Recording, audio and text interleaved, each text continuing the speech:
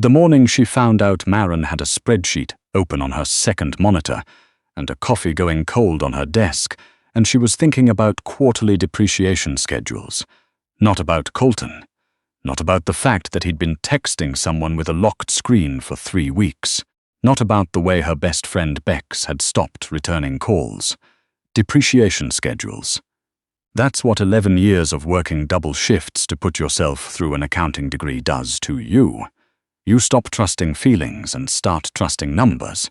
Numbers don't lie. Numbers don't look you in the eye at breakfast and tell you everything is fine when it isn't. She found out the way people always find out about things they should have seen coming, by accident. Bex had left her iPad at Maren's apartment the week before.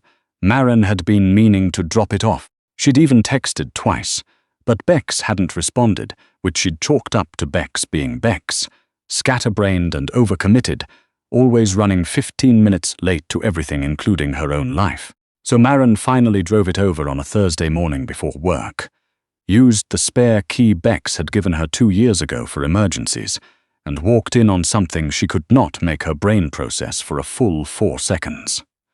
4 seconds is a long time when you're standing in a doorway. Colton's jacket was on the hook, the one she'd bought him for his birthday.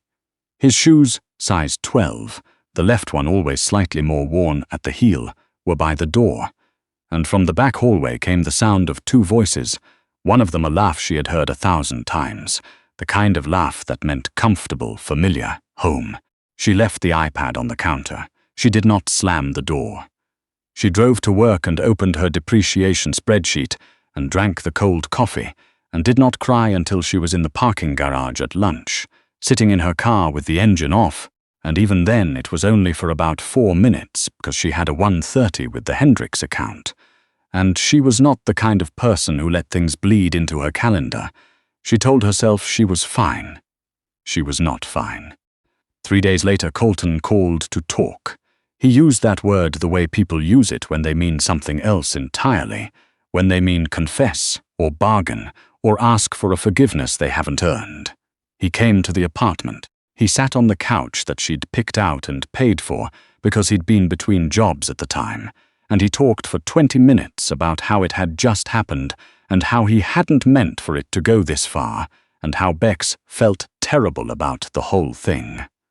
Maren sat across from him in the armchair. She had a notepad in her lap because she'd been working when he arrived and she didn't put it down. "How long?" she said. "Maren, how long, Colton?" He looked at the notepad. 8 months. She wrote nothing. There was nothing to write. 8 months was just a number, except it wasn't. It was last Thanksgiving. It was her promotion dinner. It was the weekend trip they'd taken to Asheville where he'd been distracted the whole time, and she'd told herself it was work stress. 8 months was a math problem that rewrote every memory she had of the last year, and she sat there and let the numbers rearrange themselves and said nothing. He asked if she wanted to try to work through it. She asked him to leave. He left, and she looked around her apartment. The couch, the throw pillows she'd picked because the colors made her feel calm, the bookshelf he'd never once pulled anything from, and realized that she had built a very careful, very organized, very depressing life. Organized, that was the word. Everything filed, everything labeled, everything in its place. Except apparently the person she had planned to spend the rest of her life with, who had been filed incorrectly. She poured herself a drink she didn't really want and sat on the floor with her back against the couch, because she didn't want to sit on the couch and she was tired. Not sad, not angry, just tired in a way that went deeper than sleep could fix, the kind of tired that lives in your sternum. Her friend Danny called at 9. "You need to get out of that apartment," Danny said. "You've been sitting in there for 3 days. I've been going to work. That doesn't count. It counts to my landlord." Danny made a sound that meant she was not in the mood for deflection. "There's a place downtown. Low-key, good drinks, no one you know. Come out for 1 hour, I'll drive." Maren looked at the half-empty glass on the coffee table. 1 hour. She could manage 1 hour. She could not have predicted what that 1 hour would cost her. The bar was the kind of place that was expensive without advertising it. Dark wood, low lighting, a bartender who made eye contact when he poured your drink. The kind of place that filtered its clientele by price point, without ever posting a sign. Maren felt slightly underdressed in her grey blazer and work pants, but she also didn't particularly care, which was new. Danny ordered something with elderflower and got immediately absorbed in conversation with a woman she knew from her yoga class, leaving Maren at the bar with her whiskey sour and a view of the room. She was good at watching rooms, counting things.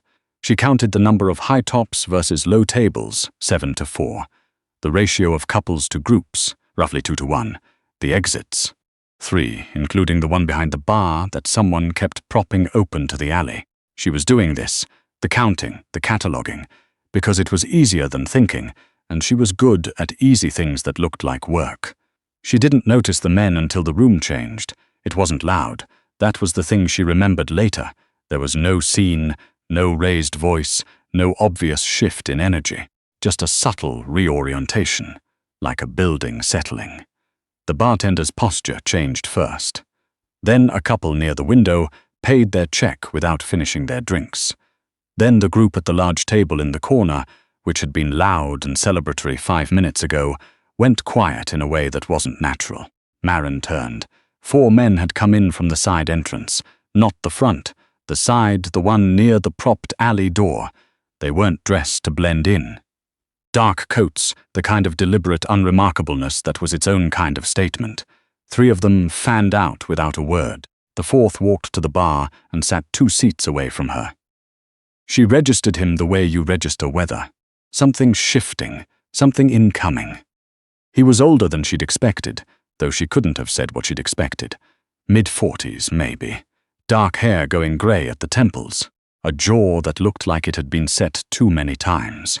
He wore a charcoal suit that fit him the way expensive things fit people who don't need to prove anything, and he had the particular stillness of someone who had learned long ago that movement was something you wasted on things that mattered.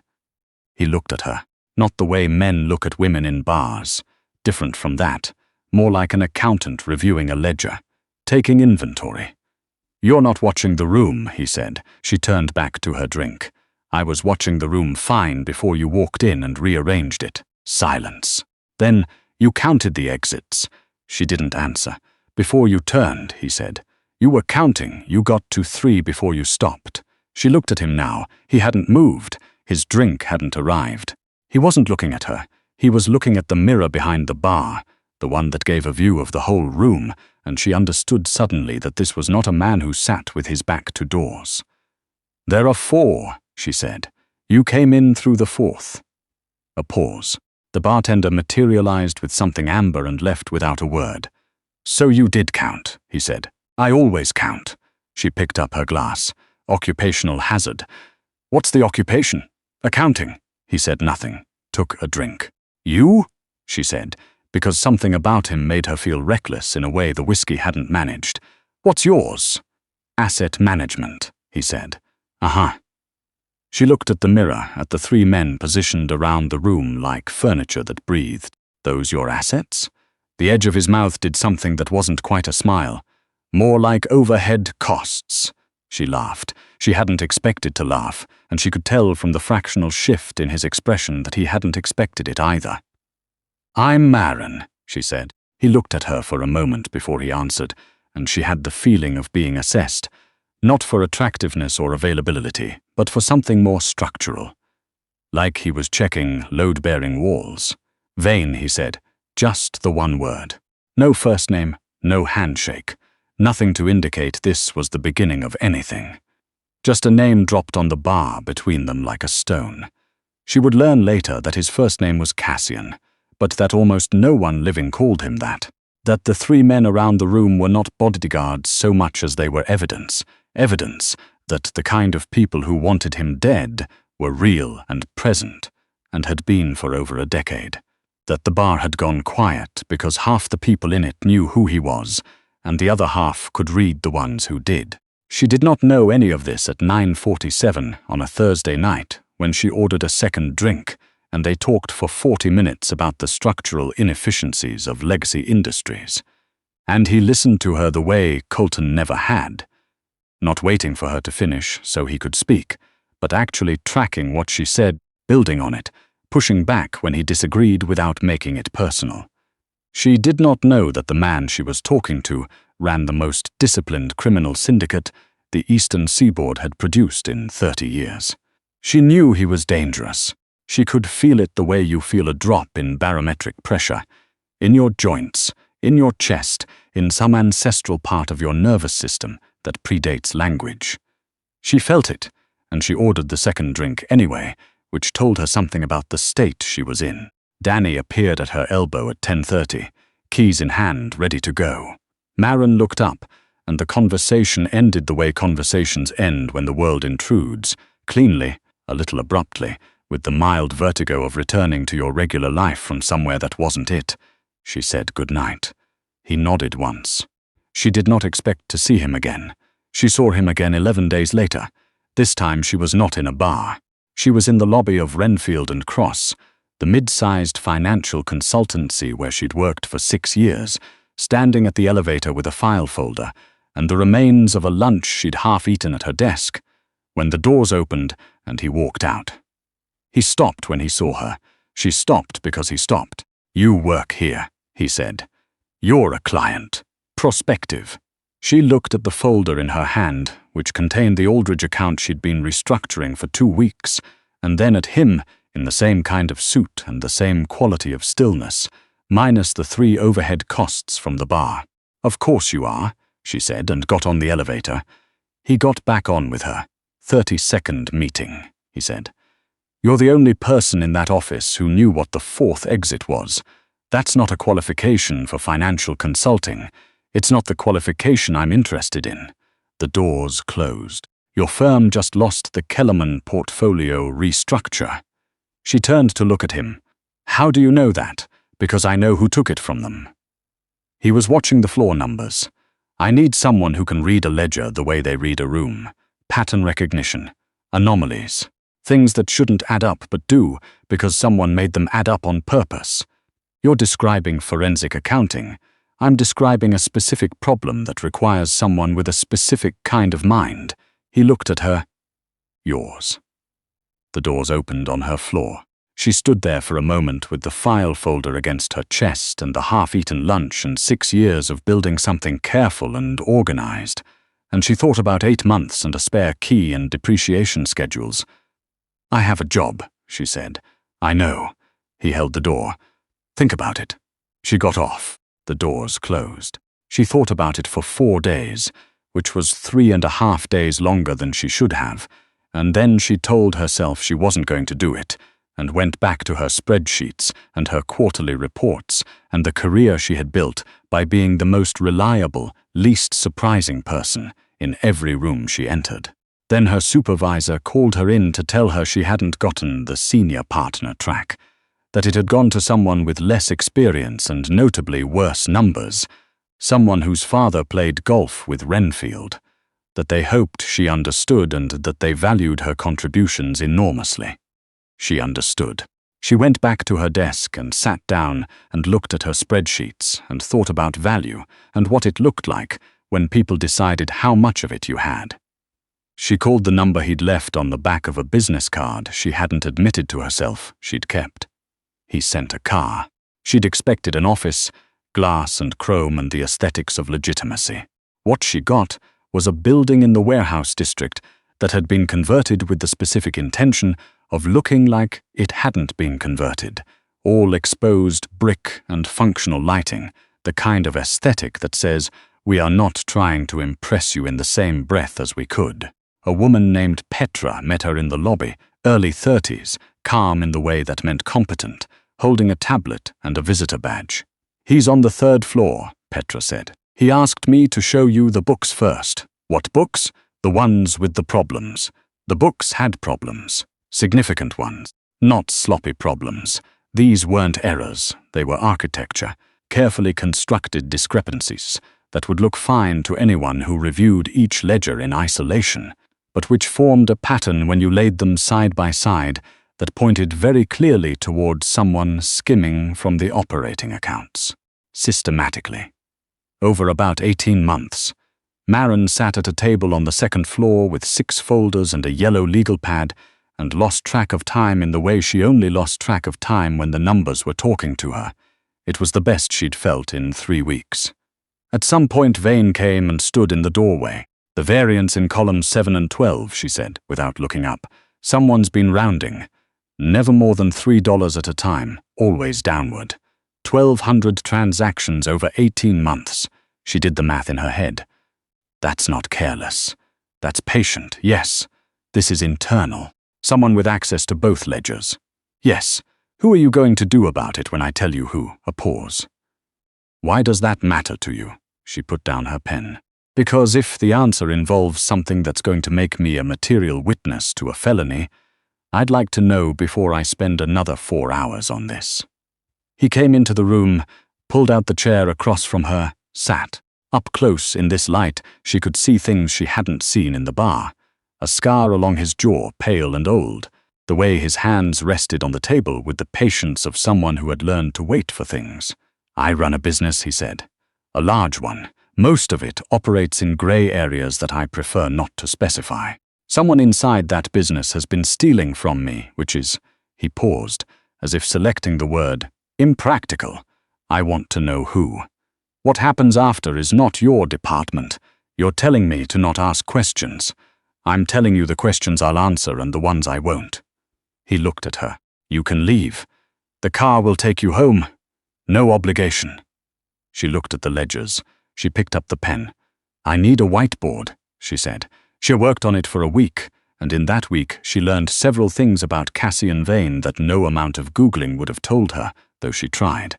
She learned that he kept the building at 68 degrees regardless of season, and that his office had 3 whiteboards, all of them used. She learned that he drank black coffee and appeared to eat meals as a logistical necessity rather than a pleasure. She learned that he had approximately 4 people he spoke to with anything resembling ease, and that she was not one of them, but that he listened to her with an attention so complete it felt physical. She learned that he was not what she'd expected. She wasn't sure what she'd expected. Something more theatrical, maybe. More volatility, more edge. What she got was a man who ran his operation the way she ran her spreadsheets, by understanding that order was a form of power, that the scariest thing in any room wasn't the loudest thing but the most deliberate one. She found the discrepancy on a Tuesday afternoon, a name that appeared in 2 different ledgers under 2 different spellings. A single transposed letter, the kind of thing that looked like a data entry error, until you traced it back and realized the 2 accounts had never been reconciled because they were designed not to be. She brought it to him. He looked at it for 30 seconds. "You're certain," he said. "The math is certain. The math is always certain." He looked up from the paper. "Not always. When it's wrong, it's because someone made it wrong on purpose. That's still certain, just about a different thing." Something moved in his face. Not quite appreciation. More like recognition, the particular look of someone who was found in an unexpected place, a mind that works the way their own mind works. He made a call. 3 words into it, a name, the call ended. "That's it," she said. "That's it." "What happens now?" "Now," he said. "I owe you." She almost said, "You don't owe me anything, you're paying me for this."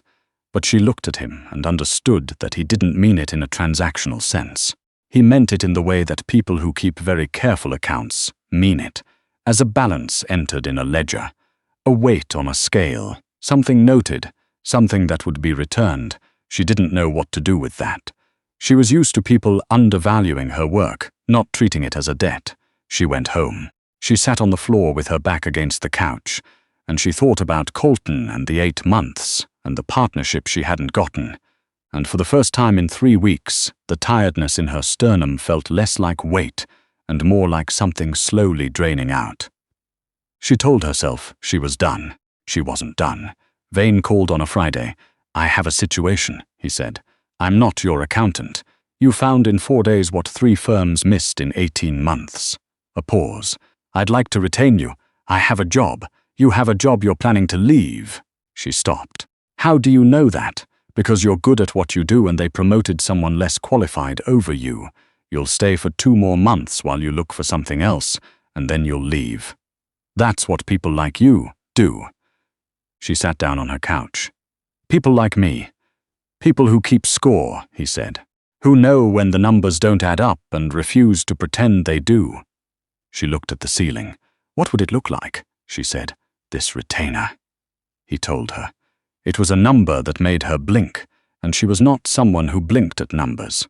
It was also a scope of work that was unusual, to put it generously, the kind of thing that existed in the margins of what could be documented on paper, the kind of thing that required someone who could hold two sets of books in her head at once and know which one was the true accounting of reality. "I'd need to know more," she said. "Come in Monday," he said. "I'll tell you what you need to know." She came in Monday, and Tuesday, and the following week. She learned the shape of his world in increments, the way you learn the layout of a building in the dark. By feel, by what you ran into, by the negative space around the things that weren't said.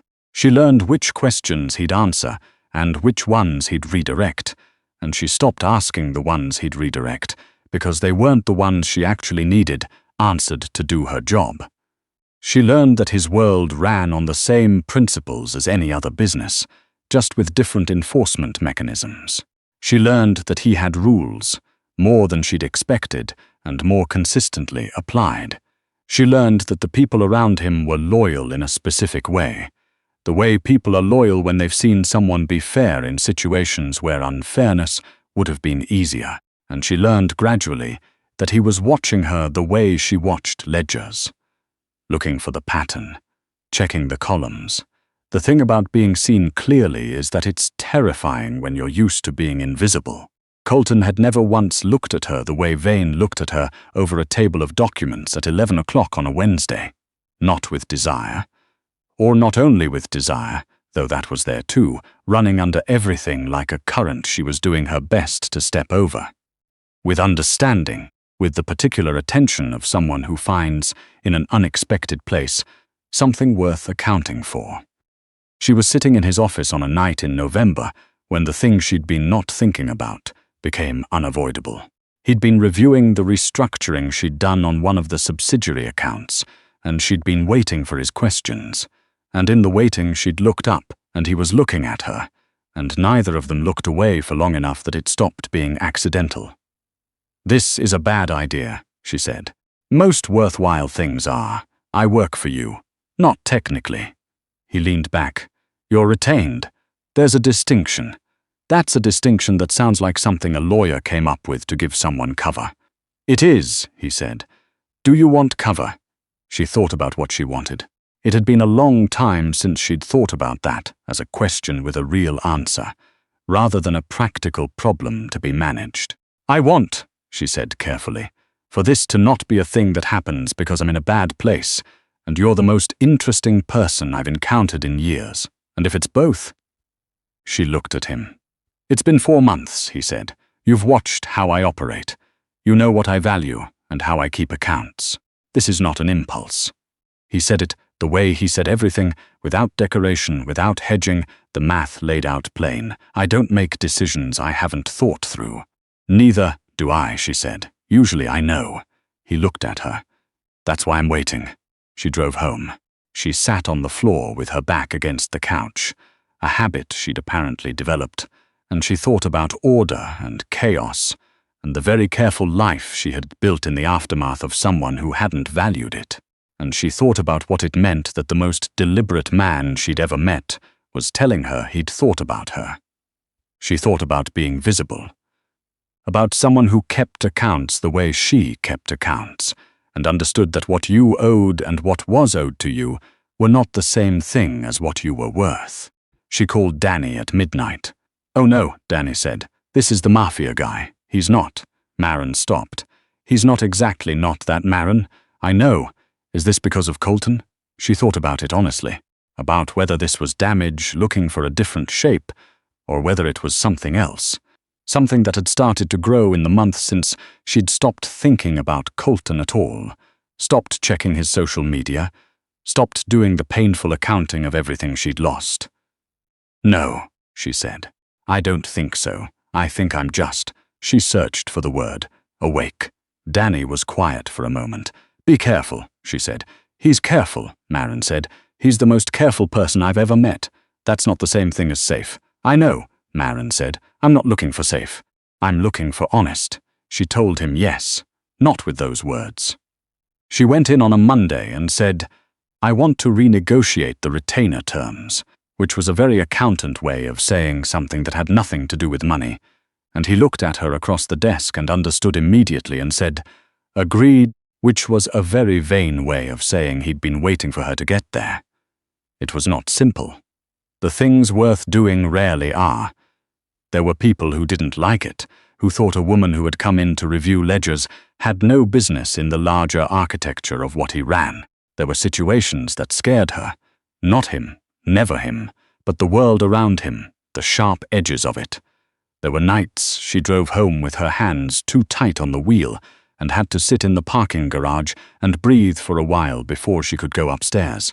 But there were also early mornings in his office, where they worked in the specific comfortable silence of two people who didn't need to fill space, where she could catch him watching her with the look she was beginning to recognize. The ledger look, the pattern recognition look, and she understood that she was not a footnote in his accounting of things. She was a line item, a standing one, the kind you put at the top. There was the morning he told her about the scar on his jaw. A single sentence, no embellishment, the way he told her all the important things. And she didn't say anything, just put her hand against it for a moment, which felt more true than anything she'd said to Colton in 8 months. There was the afternoon she found another irregularity smaller, this time, different ledger, different method, and brought it to him and watched him work through it with her, 2 minds, with the same structural understanding of how things balanced and what it meant when they didn't. There was the evening he said, "You're not what I expected," and she said, "What did you expect?" And he said, "Someone easier to read," and she laughed, and he watched her laugh with the expression of a man adding something to a column. She had come to that bar in November because Danny had told her to get out of her apartment. She had taken a case because someone had underpaid her, and she was tired of letting that be the math. She had said yes because she'd spent 31 years being careful and organized and reliable, and it had still not been enough, and she'd decided that enough was a standard other people set, and she was done letting them. Colton had made her feel like a system, useful, stable, easy to run in the background. Vane made her feel like a variable. Something that changed the outcome, something the equation couldn't balance without. She wasn't sure which version of herself was more true. She suspected they both were, and that the point wasn't to choose between them, but to find someone who wanted both and could hold them in the same column. She had found in a bar on a Thursday night when she was running away from her own life, a man who kept books the way she kept books, carefully, completely, with full knowledge that the numbers told a story that the words were too polite to say. She had found, in the most impractical place available, something that added up.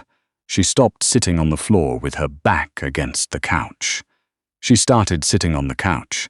Small reckonings, she thought. That's how the ledger changes. Not all at once, but one corrected entry at a time until the running total is something you recognize as yours.